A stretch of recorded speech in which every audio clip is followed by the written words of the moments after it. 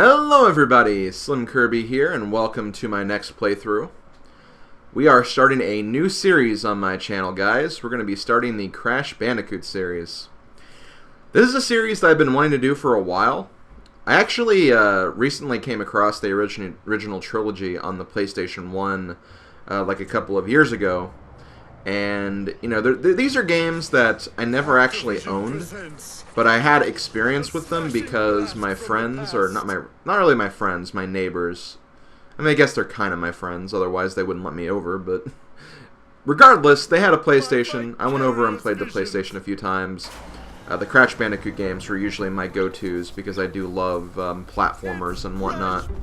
So that's kind of how I got my first experience with Crash Bandicoot, but again, I never really owned the games until very recently when, you know, after going to conventions, I decided, you know, I kind of want these games. So I bought all the games. Then they announced the Sane Trilogy, but I was still okay with it because I had no plans to get a PS4, and I literally thought the Sane Trilogy would only come to PS4. But then I started hearing rumors that the series was going to come to not only Steam, but also Nintendo Switch.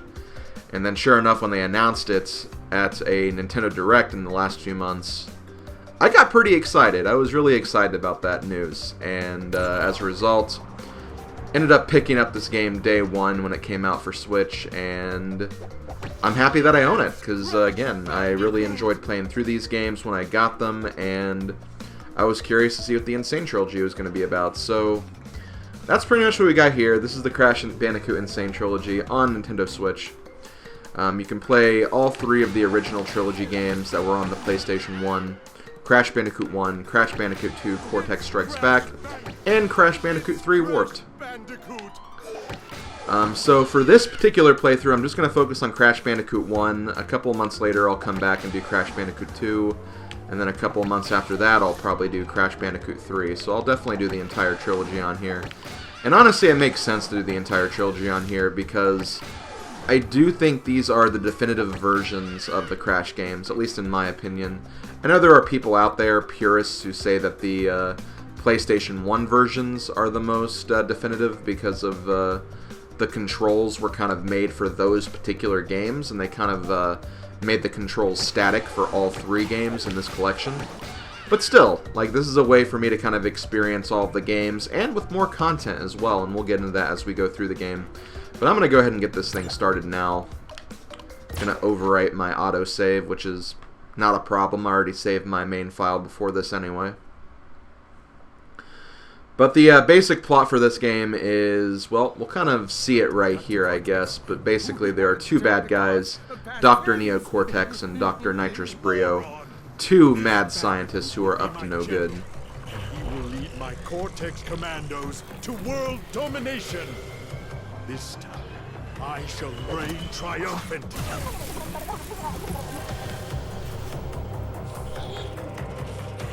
We are closer than ever before. Quickly, into the vortex. Dr. Cortex, the vortex is not ready.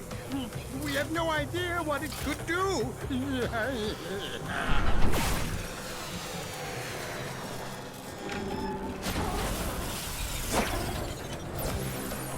Failure again. Capture him. Uh-oh. Prepare the female Bandicoot.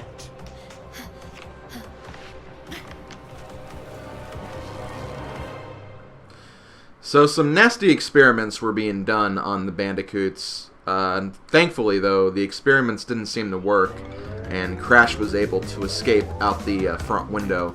Unfortunately, his girlfriend Tana was not so lucky, and as a result, she's still in the captive hands of the two evil doctors. So now, as Crash Bandicoot, we need to save our girlfriend and basically put an end to the evil deeds of the mad scientist. But yeah, Crash Bandicoot is a 3D platformer. However, despite being a 3D platformer, it still takes place in a very linear platforming setting. The only difference is, and it's kind of funny because this game was referred to as the Sonic's ass game when it came to development, because, you know, with Sonic the Hedgehog, you're moving from left to right.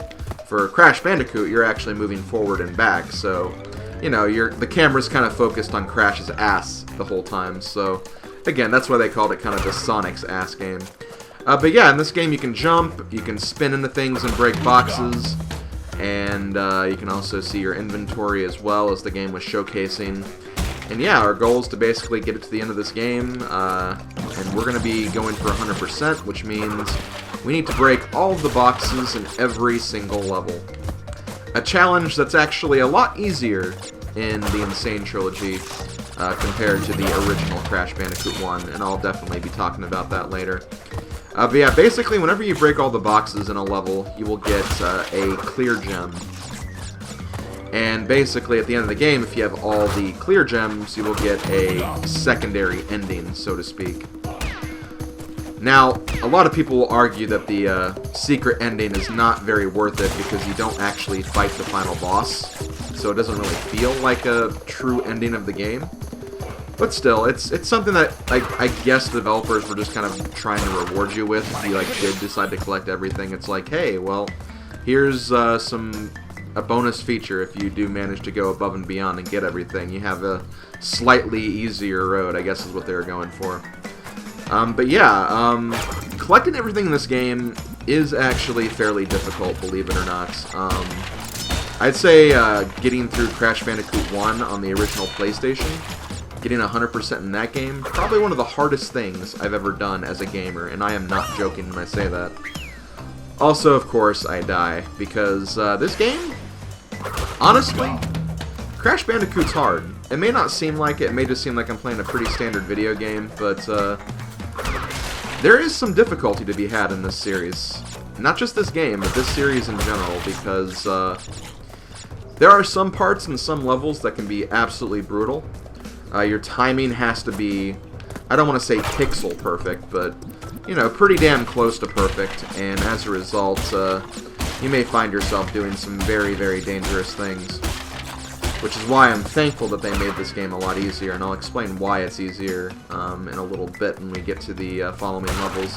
There's a lot of stuff to cover, so I want to make sure I cover everything as we go through this game. I almost actually died again right there. But yeah, we got all the boxes, so we're going to get the clear gem as a result. So there's clear gems and there are also colored gems. We will not see colored gems yet, but colored gems have a secondary effect where if you go back to some earlier levels, there might actually be some routes that open up, and you actually can't get all the clear gems unless you get all the colored gems, because those hidden routes generally have boxes. And this is actually a case of that right here for this level, and a lot of the early game levels for that matter too. So we can't actually get all the boxes here.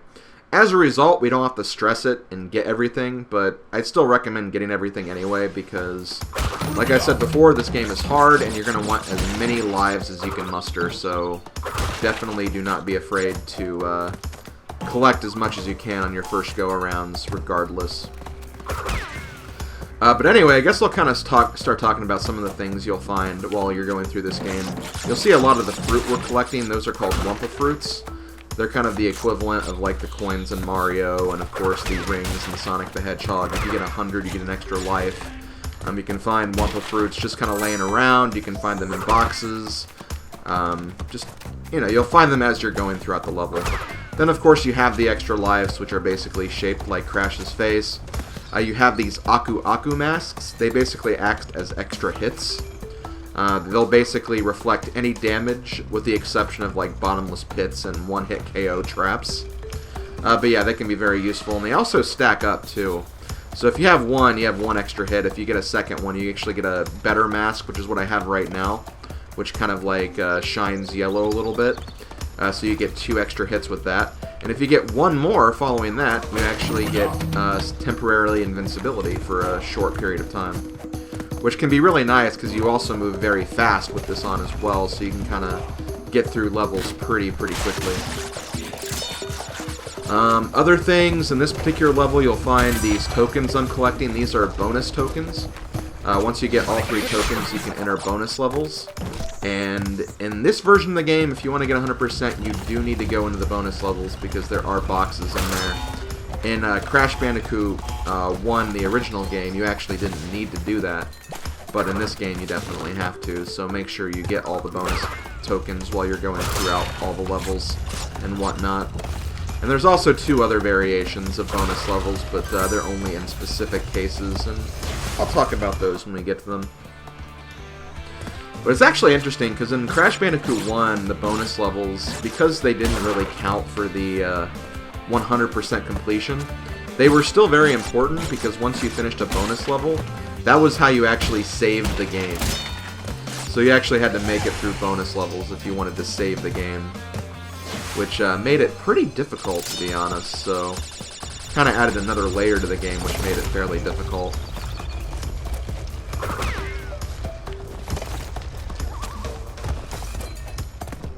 So we're going to keep on going. I believe we're about done with this level. Yep, I see the exit up ahead. Unfortunately, though, we missed 3 boxes, and unfortunately we cannot get those 3 boxes yet, so we're just going to have to move on.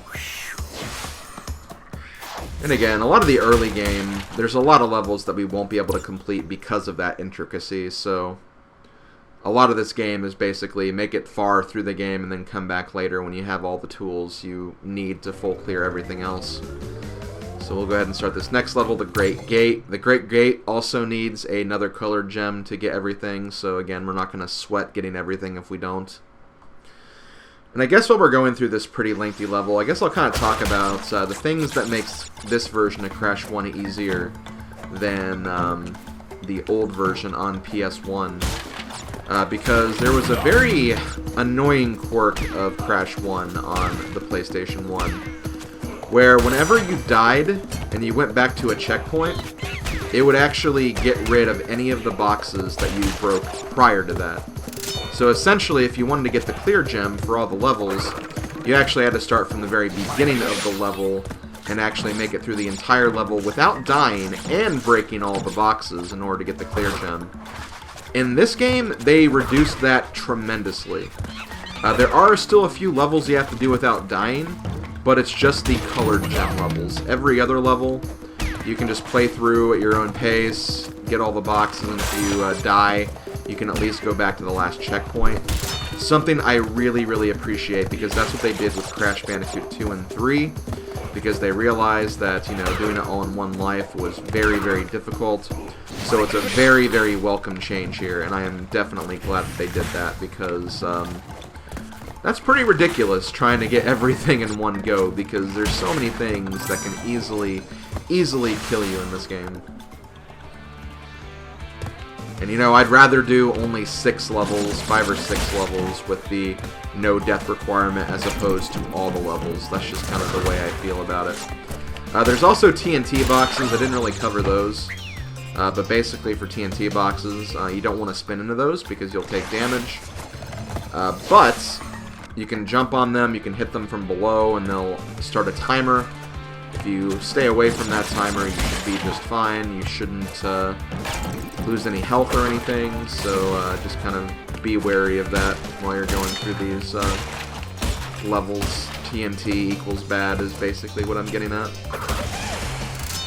Also, another factor that's really nice about this remake, and again, this is another thing that was fixed in Crash Bandicoot 2 and 3, but you can actually re-enter bonuses if you fail, and you don't actually take a death if you fail a bonus round. Even in a colored gem level, you can still redo bonuses as many times as you need to. So again, another very welcome feature of this.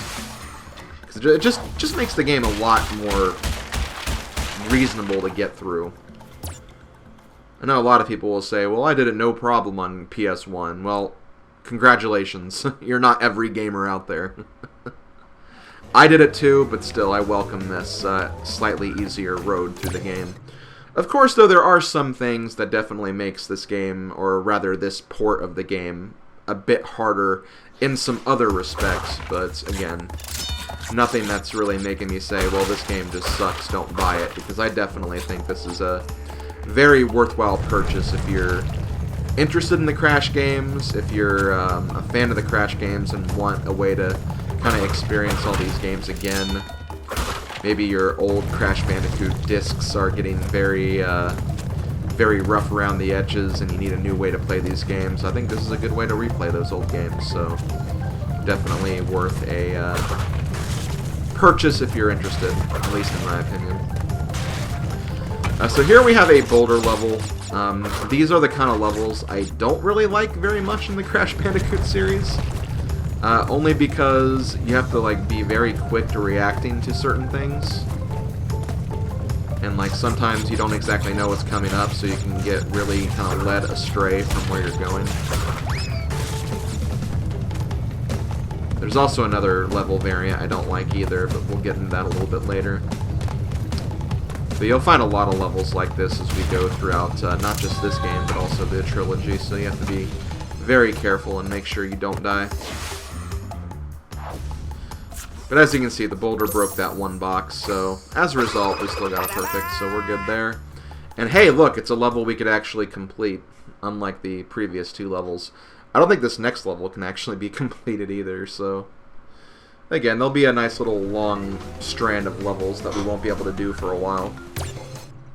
But that's okay, we'll manage, I think.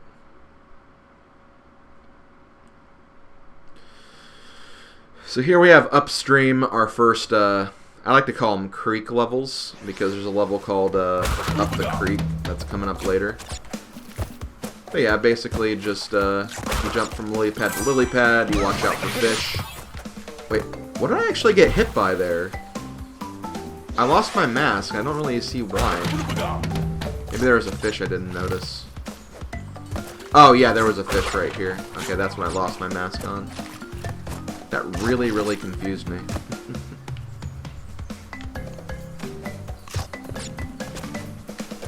Oh well, let us continue. Also, whenever you see boxes like this, basically you want to either jump on them or hit them from below 5 times. You'll get 10 Wumpa Fruit from them, always, if you do that. So definitely take some time to do that.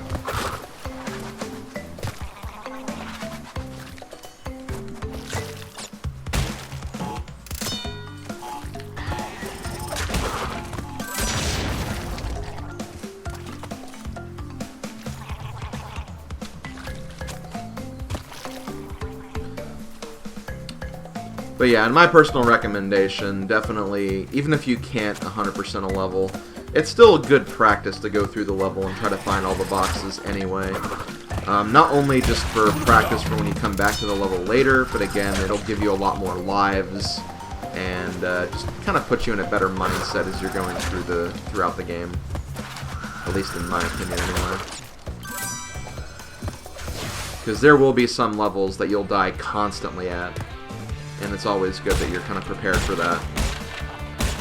And getting a bunch of lives is a good way to do that, at least in my opinion.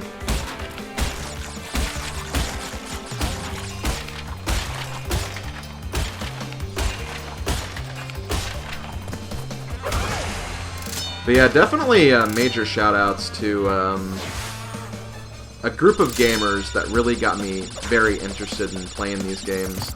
The Super Gaming Bros, namely some call me Johnny, of the Super Gaming Bros, because I know that from watching like his reviews of the Crash Bandicoot series, because I had like, you know, a very small attachment to this game, but still an attachment, kind of got me interested and invested in actually playing these games and owning these games. And because of them, I definitely had a huge desire to get this series from that.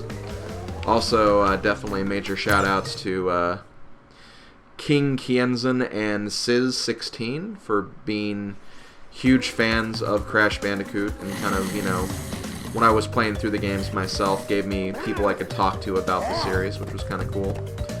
I also watched a lot of Sizz's streams of the Sane Trilogy when the trilogy came out, and those were always really fun to watch, and definitely put me in a mindset where it's like, you know, I really wish I could get this game, and it feels really cool actually having the game now. I'm so happy they brought this to Switch.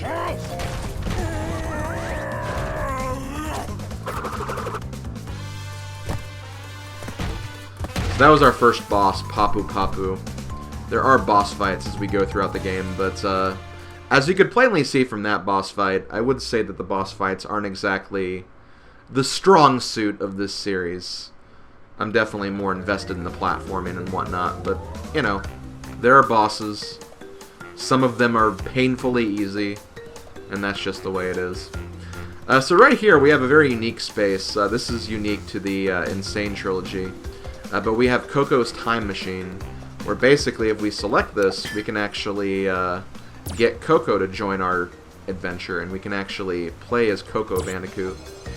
I believe the idea for this inclusion is in Crash Bandicoot 3, there are a couple of levels where you can actually play as Coco, namely the gimmick levels, so it's not something you could really do like super often. But I know a lot of fans were like, you know, I wish that Coco could be playable throughout the rest of the game. And I think this was Vicarious Vision's way of saying, well, here you go, you can play as Coco Bandicoot now. And I absolutely love this inclusion. It's really fun to play as Coco. There's not really any difference between the two playstyles. It's mainly just, well, Coco's here, you can have fun with her, and, you know, it's a visual change. She doesn't have any, like, advantages or strengths over Crash. But it's fun to use her. She has a laptop. She's also incredibly cute, so, yeah, Coco's awesome. I'll try to switch it up between the two characters every now and then. So right there we got an embryo token. Like I said before, there are other variations of bonus levels, and the embryo bonus levels are pretty much the same, I'd say. If anything, though, they're probably a bit more difficult. And that's really the, like, main thing, the main difference between them, so... And I'm gonna go ahead and die because of that, because there was actually an embryo token right there. But unfortunately, when I set off the TNT barrels, I actually destroyed it, so you gotta be kind of careful when it comes to that. So let's go ahead and break this if I can. There we go. So yeah, any extra lives, bonus tokens, or Wumpa Fruit that get caught in explosions, they'll automatically be destroyed. So you have to look out for that. So just make sure you grab all the tokens before you explode any TNT boxes. Thankfully, that's not really something you have to worry about in future Crash games. I think the bonus tokens was just for this game. At least as far as the original trilogy is concerned, anyway.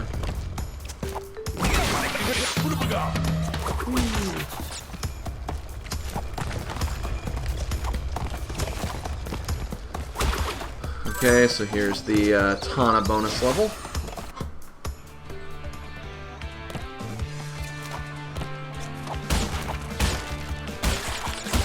When it comes to stuff like this is where Crash 1 can be kind of nerve-wracking, because there's a lot of kind of jumping from one single box placement to the next. And there's always that fear of, oh, what if I go too far?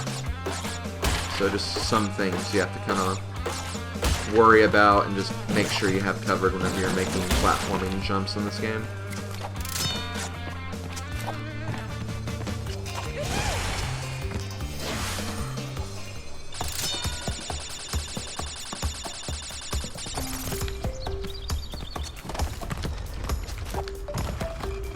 Of course, there's another colored gem platform, so once again, this is a level we cannot complete just yet, but we will definitely be back later. And see, like, jumps like this is what makes, I'd say, Crash Bandicoot a really, really hard series. But at the same time, like, you can nitpick all of these, like, very stupid jumps as much as you want. But the fact of the matter is, this game is still very addictive despite that.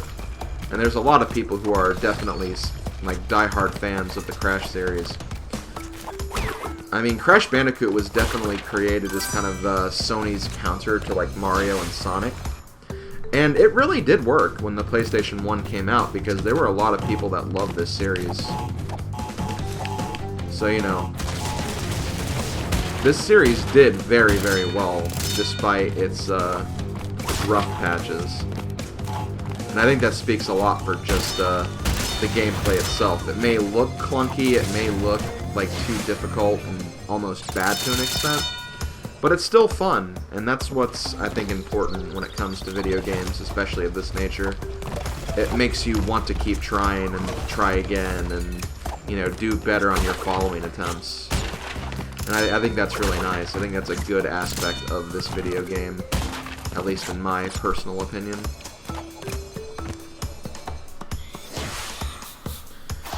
Okay, so once again, unfortunately going to have to go without all the boxes here, but that's just the way it is. Do we have time for one more level? I think we have time, and I think this next level is a short one anyway, so yeah, okay, we'll do this one really quick. Here's the other level variant I'm not a super big fan of. Also, this is a case where you can't use Coco for these levels. I don't really know why. Especially when in Crash Bandicoot 3, you use her for the levels of this type anyway. But yeah, this is a riding level where you're basically riding a wild creature of sorts through a bit of an auto-scroller, I guess you could say. The controls for this can be pretty tight though, so you have to be kind of careful with how you make your jumps. And there is a bit of trial and error to this as well. So, like, you may not exactly know what's coming up, and you can get caught off guard by, like, enemy movements or just, you know, spikes that appear in a very inopportune place. But still, I wouldn't say it's too bad. I think these levels are honestly a lot worse than the PlayStation 1 version, at least in my opinion. Different strokes for different folks, though. I know there's a lot of people who think this is actually worse, but I don't know. Again, just my opinion. I might actually be... Yeah, I did this in one try. Holy crap. I was not expecting that. But yeah, there we go. So once again, another clear gem, and I think I'm actually going to wrap this video up. So yeah, I hope you guys enjoyed. I hope you guys are looking forward to this project. I've been looking forward to this project for a really long time. I think I kind of talked about this a little bit during the Ratchet & Clank playthrough, but, you know, initially I wanted to do this game as my first PlayStation series, but, unfortunately, due to the fact that the rumors of the Sane Trilogy coming to other platforms is what kind of held me off on doing Crash Bandicoot 1, so I went with Ratchet & Clank first instead. And now that I actually have a means to play Crash Bandicoot 1 in a much better package, I definitely thought it was worth to put that on hold to do this game on the Sane Trilogy. So I'm glad it's here. And yeah, I hope you guys enjoy it as a result. So this has been SlimKirby. Thank you for watching, everybody. And I will see you guys next time. Later, folks.